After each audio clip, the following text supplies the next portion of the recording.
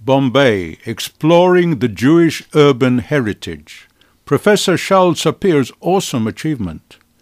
The only adjective to adequately describe Professor Sapir's recently published volume, Bombay, Exploring the Jewish Urban Heritage, is awesome.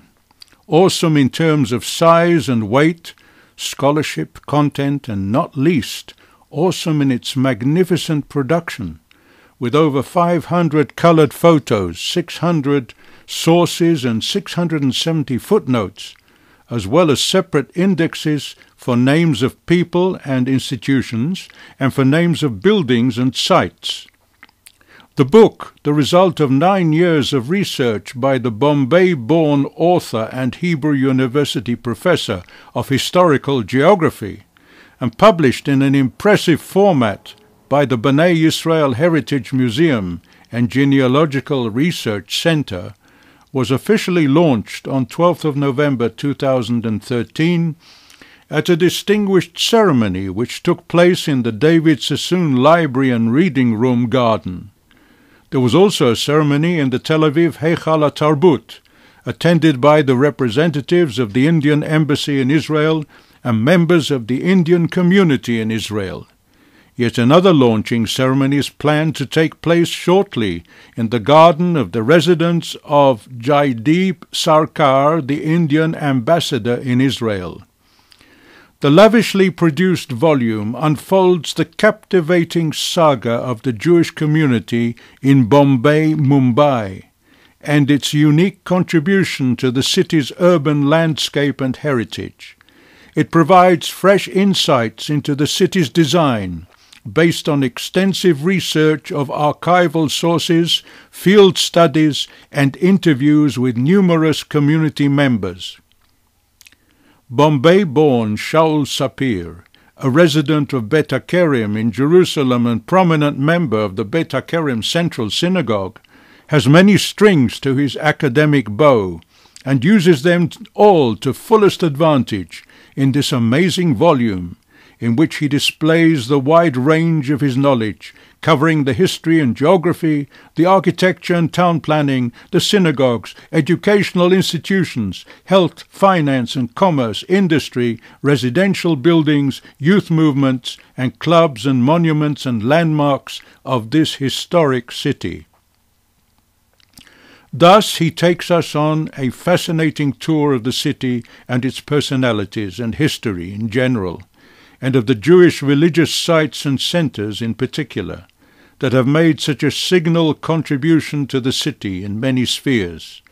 Each section is prefaced by a detailed map that adds to the vivid description and illustration. We also get intriguing glimpses of the author and his family before he left Bombay at the age of 9, and on his return there some 44 years later, when, as he relates, the emotional impact of visiting the city of my birth was very strong. I got involved and excited about my research when visiting Mumbai for the first time, 44 years after leaving the city as a child. While visiting the David Sassoon Library and Reading Room, I was very moved by the life-size statue of the library's donor Sir David Sassoon, which adorns the main hall. This was probably my inspiration in getting involved with this enchanting saga 10 years ago. Visiting the Magen David Synagogue in Baikala was another exciting moment for me, while locating the seat which my father possessed in the synagogue. I asked my wife Anne to sit there for a memorable photo. Stopping by the Jew garden in Baikala created another emotional effect. At this site, the last photo was taken of my sister and me before leaving Bombay for Israel. Another photo of me, taken at the same spot, had to wait 44 years. The Jewish community in Bombay contributed mainly by adding structures in almost every field of urban life. Some of these structures evolved into famous sites and landmarks in Mumbai's landscape. Many of them bear the names of the Sassoon family, whose philanthropic activity left such a profound mark on the Bombay urban landscape. among them the Sir Jacob Sassoon High School, the David Sassoon Industrial and Reformatory Institution, David Sassoon Mechanics Institute, David Sassoon Library and Reading Room, the Sassoon David Hospital, Bank of India, the Sassoon Cotton Mills, Sassoon Docks, the various Sassoon office buildings, Flora Fountain, named for Flora Sassoon, the daughter-in-law of David Sassoon, David Sassoon Clock Tower, and Sans Souci, David Sassoon's mansion.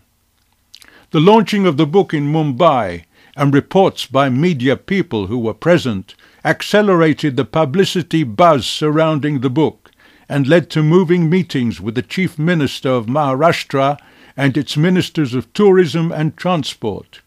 In the wake of these meetings came 4 important projects: the comprehensive signposting of the historically and architecturally important buildings in Mumbai, a sound and light show in the prestigious Prince of Wales Museum, tours showing the Jewish heritage in Mumbai by means of smartphone and iPhone applications, and a global touring book exhibition featuring 24 to 30 posters based on the varied topics in the book.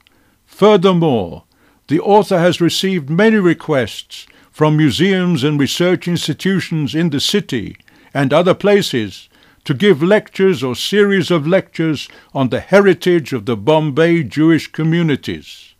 The book also contains a number of tributes to Dr. Sapir and his book.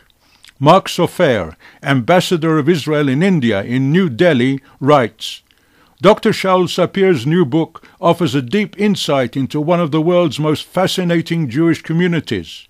He concentrates on the enthralling story of the Baghdadi Jewish community, a small but significant component of the Jewish presence in India, and an integral part of Mumbai's rich urban collage.